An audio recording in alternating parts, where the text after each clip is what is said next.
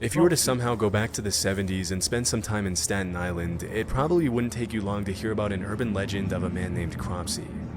As the story went, Cropsey was a serial kidnapper and killer who lost his son and resorted to stealing other people's children to deal with his grief. What the hell? According to the legend, Cropsey also had a hook for a hand, scars, burns, and open wounds covering his entire face and body. I know and the a generally story. horrifying appearance.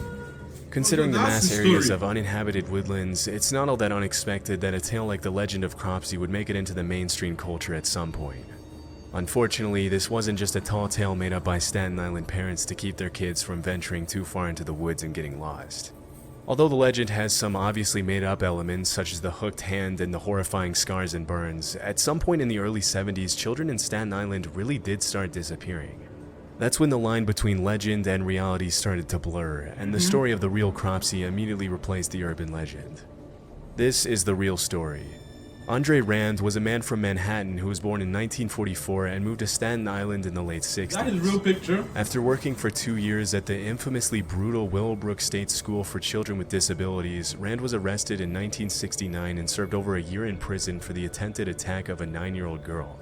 As soon as he was released 16 months later, reports started cropping up of more little girls disappearing all over Staten Island, including 5-year-old Alice Pereira, who was playing in her building's lobby when she suddenly disappeared without a trace. Over the next decade, Rand was the prime suspect in the disappearances and deaths of several other young girls in the area. But it wasn't until 1983 when he picked up 11 kids from a local YMCA and brought them fast food before taking them to the airport that he was finally arrested and sentenced to 10 months in prison again. 10 months for 11 kids. Are you people seeing that some people, like, the current state of the United States is their fault. You give this, they abducted 11 children. You give him 10 months in prison. Okay. Throughout the 70s and 80s, dozens of What do you want? You're giving him a... young kids disappeared in Staten Island, and although Rand was often the last person to be seen with them, there was ultimately never enough evidence to put him away for a long time.